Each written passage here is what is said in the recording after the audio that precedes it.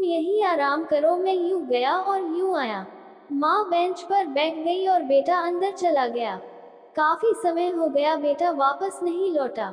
माँ सोचने लगी, ज्यादा भीड़ होगी इसलिए देर लग रही होगी, अंधेरा होने को आया, अब तो लोगों की चहलकदमी भी कम होने लगी।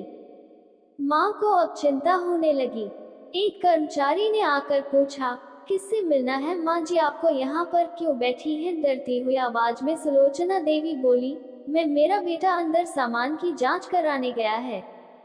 लंदन जा रहे हैं हम, क्या नाम है माँ जी आपके बेटे का? कर्मचारी ने पूछा। अनिल नाम है मेरे बेटे का, सुलोचना देवी ने बताया। कर्मचारी अंदर गया और थोड़ी देर बाद बाहर लौटा।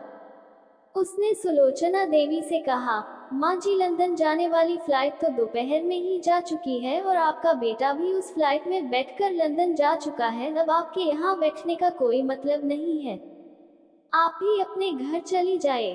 क्या जा चुका है और मैं घर जाऊं घर? माँ की आंखों से आंसुओं के सैलाब उठने लगे। जैसे तैसे माँ घर पहुंची, जो अब उसका था ही नहीं, बिक चुका था। वो वही बरामदे में तुलसी के पास सो गई। घर के नए मालिक को उस पर दया आए तो एक कमरा किराए से उसको दे दिया। पेंशन के पैसों से खाना और किराए का बंदोबस्त हो जाता था।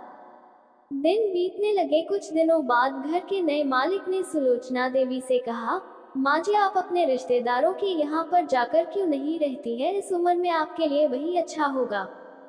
अच्छा तो होगा, लेकिन अगर मेरा बेटा वापस आया तो उसका ख्याल कौन रखेगा? मेरा बेटा बहुत भोला है, उसे अपना ख्याल रखना बिल्कुल नहीं आता। मैं कहीं नहीं जाऊंगी, क्या पता कब उसे मेरी जरूरत पड़ जाए। माँ ने कहा, दोस्तों सच बता रही हूँ, माँ की ऐसी बातें सुनकर मेरी आंखों में आंसू आ गए।